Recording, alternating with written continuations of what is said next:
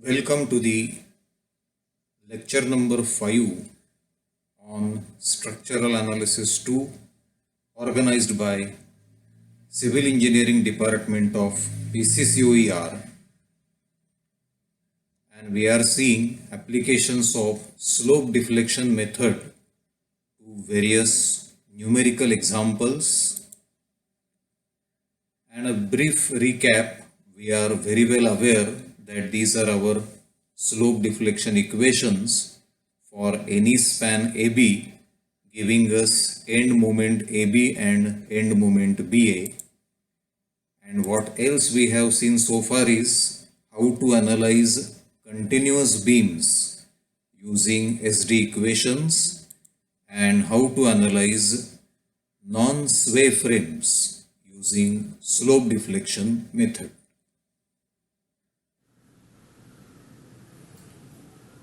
Welcome back, and here is our first problem on a sway frame. So in the last lecture, in the introduction, we have seen what is a sway frame, what is a non-sway frame, and we have solved a couple of non-sway frame problems. So now let's see a sway frame analysis using slope deflection method. So please observe this frame A, B, C, D. Support A is fixed, support D is fixed, joint B and joint C are rigid joints, span AB, column height is 4 meters, column height CD is 6 meters, beam BC span is again 6 meters, and as we are observing that the frame ABCD is subjected to a lateral load of 10 kilonewtons exactly at the rigid joint B. If you observe the frame carefully, obviously it's a sway frame because it is not fully restrained. So because of lateral loading, it is going to sway.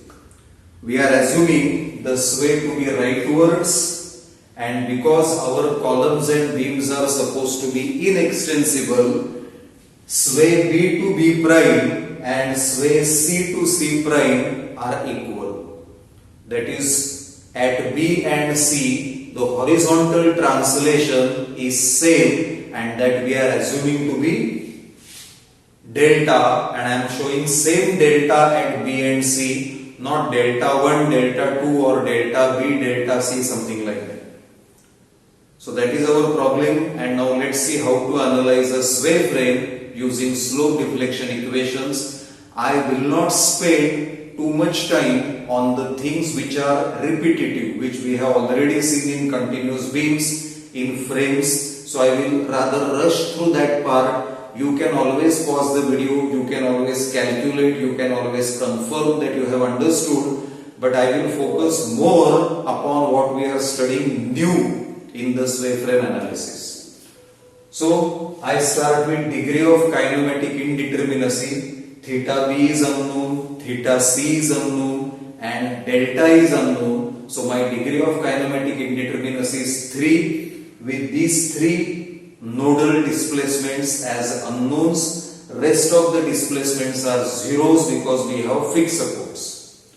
I start with the step 1, that is fixed end moments, where we are trying to find the moment contribution due to loads on the span. Now here clearly we are observing that none of the spans is loaded, only there is one lateral load which is acting at joint B. So all fixed end moments, if I restrain joint B, if I restrain joint C, you will come to know that all spans are vacant, and so all fixed end moments are 0. So I am writing M of AB equal to M of BA equal to M of BC equal to M of CB, M of CD, M of DC, all of these are zeros. So that is our step 1. Now step 2, that is SD equations. So I start with M of AB. MAB is equal to fixed end moment that is absent, 4EI upon L into theta A that is absent. So my next term is 2EI upon L into theta B minus 6 EI upon L square delta B relative to A.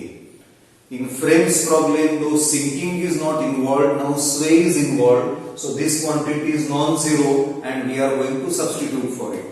Observe the substitutions. M of AB is equal to 2 EI upon 4 meter span into theta B minus 6 EI over span square, L square 16, 4 square that I have written, and here I am writing negative delta.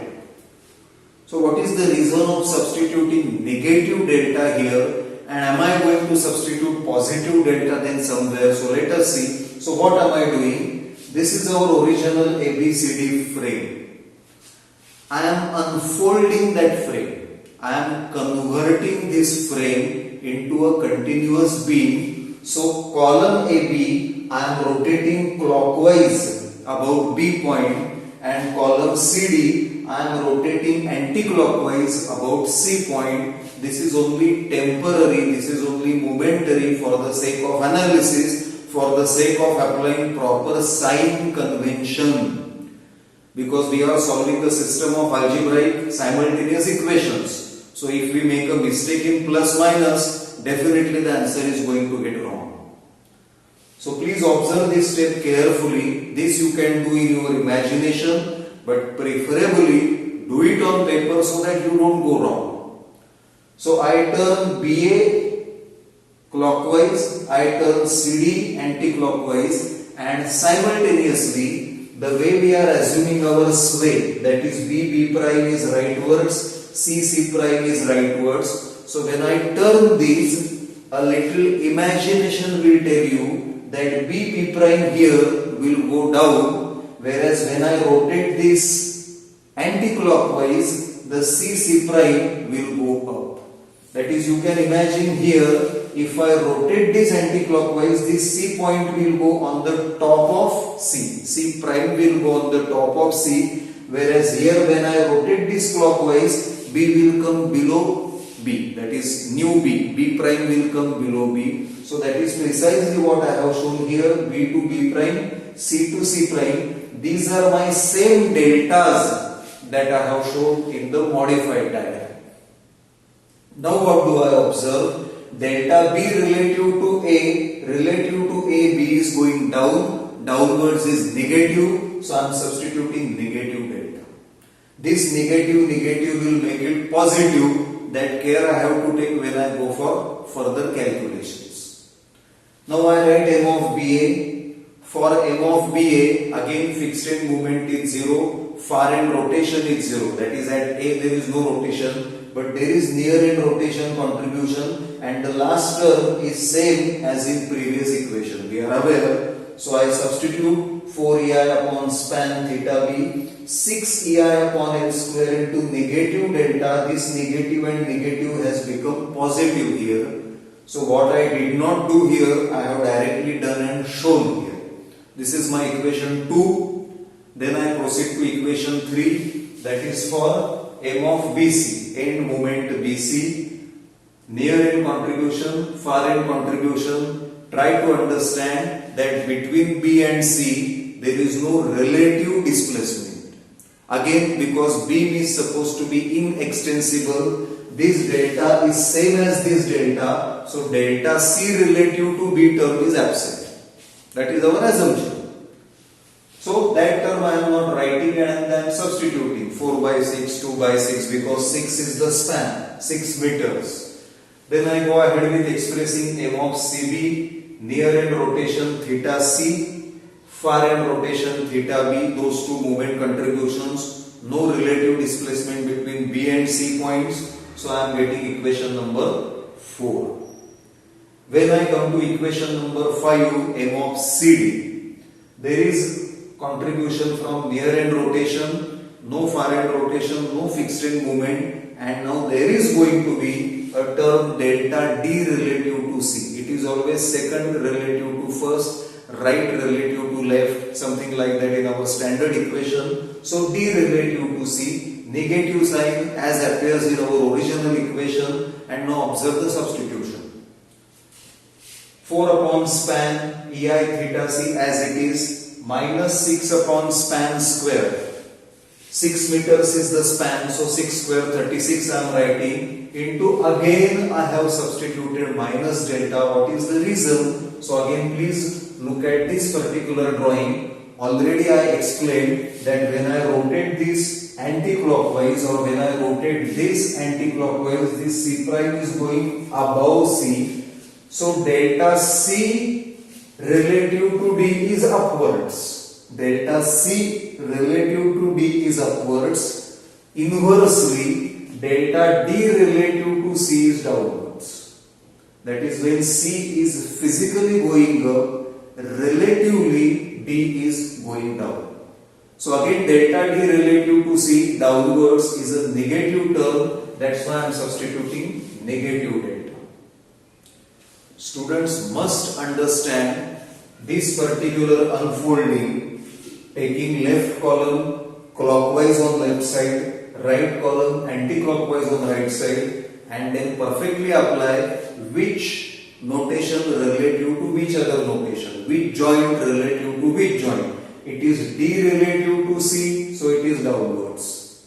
It is B relative to A, it is actually downwards, physically downwards, so there is no problem. So I am substituting negative delta here. These two negatives will become eventually positive, and then I again express m of BC, far end rotation contribution, relative translation contribution. This last term is repeated over here. This negative has become positive here. These are my 6 equations. Now mind you, these are not 6 equations in 8 unknowns like our previous problems, non-sway problems. These are 6 equations in 9 unknowns. Where from this additional unknown is appearing? Obviously because of this delta, because of the sway. Which are my 9 unknowns? On left hand side we have m of AB, m of BA, BC, CB, CD, DC. So as usual, these 6 end moments are on left hand side. On right hand side, we have theta B, theta C as well as delta. So of course, sway is contributing to one of the unknowns in the system of equations. I have 6 equations and 9 unknowns, so I will need 3 more equations. Now let's see how do we get those 3 equations. The first 2 are obviously equilibrium of joint B and equilibrium of joint C. So that is a repetition for us. Joint B, I am saying m of BA plus m of BC should be equal to 0. Joint C, I am saying m of CB plus m of CD equal to 0. So those 2 equations, additional equations, as we used to do in continuous beam or in non-sway frame, I have repeated. But then we do need one more equation. So far these are 8 equations in 9 unknowns. That one more equation will come from shear equation. Why shear equation? Because we have a sway, we have a linear translation. So in my very first lecture, I had tried to discuss the cause-consequence relation. That when you think of rotation, you think of movement. In the same way, when you think of translation, you think of force, you think of end shear. So, students should think like this in exam. It is my humble request that don't just copy these steps, don't learn the steps by heart, and then don't just be happy that okay, if I follow this procedure and if I am just being careful in my calculations, I am getting some answer. And even if I don't get my final answer correct, at least I will get a few marks for steps. See, try to understand, you are all here, you are learning because you want to gain knowledge, not marks. Marks is a consequence, it will follow automatically. What you really need to gain, what you really need to earn is the fundamental knowledge. So try to understand this, that I am having sway, I am having translation, so I need to write a shear equation, a force equation. So let's see what we are doing again. I have shown FBD of our frame. 10 kilonewtons is the external applied force. Again, incomplete FBD because moments and all that we are not showing. We are trying to write force equation. So this is an incomplete FBD. I have not shown joint moments and all this. And then I have shown end shear VA. I have shown end shear VD. I have shown a positive sense in these two end shears. That is, if I again unfold this frame. See, I am using this technique of unfolding repetitively because then and then only we will understand the sign convention perfectly. So when I unfold this frame, we know that on the left of a section, upwards shear is positive. If I fold it back, it will become leftwards. Check. So that is why I have shown here leftwards. Now what is the reason? What is the significance of this again being shown leftwards? That also you try to understand. When I have unfolded this and when I am thinking about the shear here, on the right of the section, downwards is positive. Downwards shear is positive. And if I again fold this, that downwards here is becoming leftwards here. So that is the reason why we are showing this VA as leftwards, this VD also as leftwards. Let me actually plot and show what I am trying to show. See, this is V, which is positive shear on the left of section. This is VD, which is again positive shear on the right of the section. And now you try to imagine that you are folding back this frame. You will observe that this VA is becoming leftwards. For that matter, this VD is also becoming leftwards. And that is precisely what we have shown here. I know this is becoming quite lengthy, but then yes, sway frame analysis is indeed very much involved. You go by any method, you will find that sway frame analysis is quite important. So coming back to, this is my FBD, I express sigma fx equal to 0, then I am getting 10, leftwards VA, leftwards VD, that is equal to 0. That is giving me VA plus VD is equal to 10. This is equation number 9. But then that doesn't mean I have 9 equations in 9 unknowns, because now 2 new unknowns have been involved, VA and VD. So I have to get rid of VA and VD. How do I do that? So for that, I am now showing FBD of member AB, that is column AB. Again I am showing positive shear and I am showing anti-clockwise end moments. Observe this FBD carefully. VA, M of AB presumably anti-clockwise, M of BA presumably anti-clockwise. This is nothing but shear force VB, end shear VB, but I am not writing that notation because I am not using it in my equation. It is shown there just for the sake of finishing FBD, and then I am simply applying sigma m about B equal to 0. So when I apply moments about B point, end shear at B will not appear in that equation. I have VA into 4 clockwise moment, so written as negative 4 times VA, and then anti-clockwise M of AB, anti-clockwise M of BA, those two I have written as positive. Our sign convention throughout being anti-clockwise positive, clockwise negative. That is giving me VA is equal to MAB plus MBA divided by 4. So in general, students can remember this relation instead of solving this every time. If you have time, do draw, write, go very step by step properly, but just remember as a cross check or as a thumb rule that you will always end up getting this kind of expression. M at one end plus M at the other end divided by span, that is going to be your end shear VA.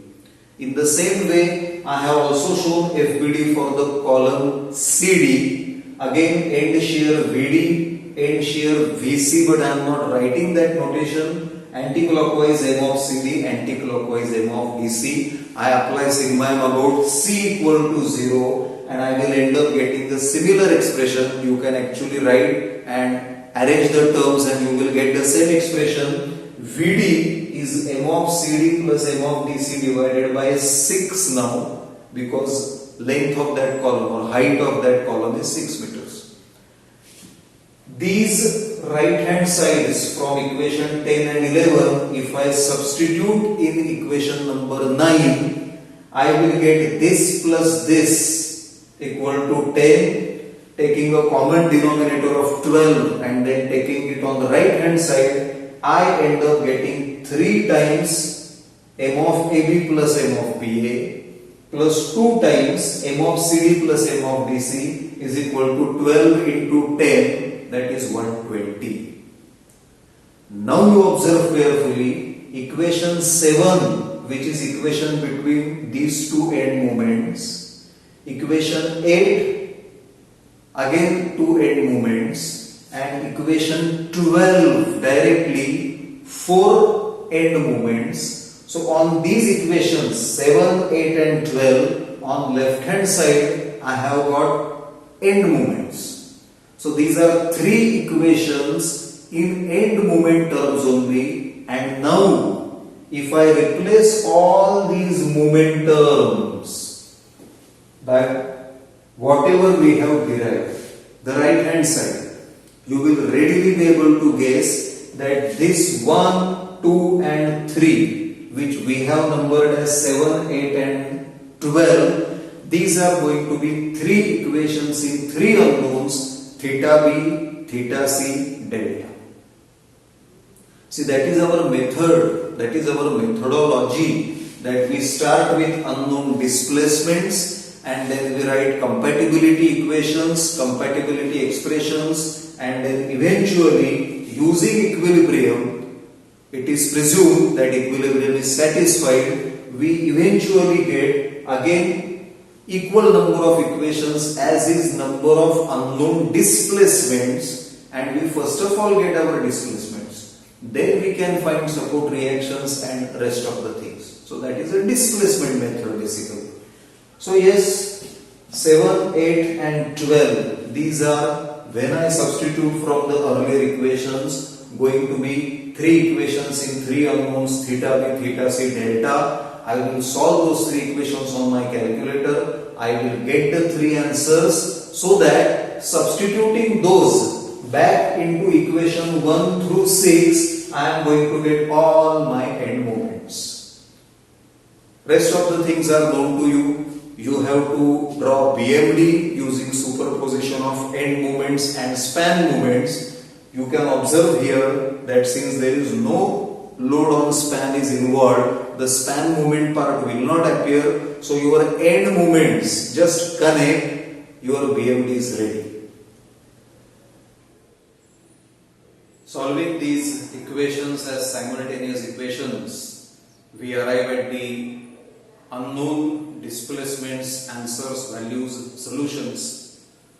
So I am getting EI theta B as negative 13.81, EI theta C as negative 4.75, and EI delta as 65.73.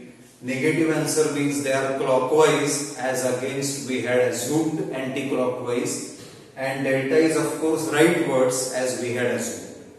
Now substituting these 3 values into the 6 equations, moment equations, we are getting M of AB is equal to 17.74 kilonewton meter, M of BA 10.8 kilonewton meter, M of BC negative 10.8 kilonewton meter as expected, M of CB negative 7.78 kilonewton meter, M of CD positive 7.78 kilonewton meter, and M of DC 9.37 kilonewton meter.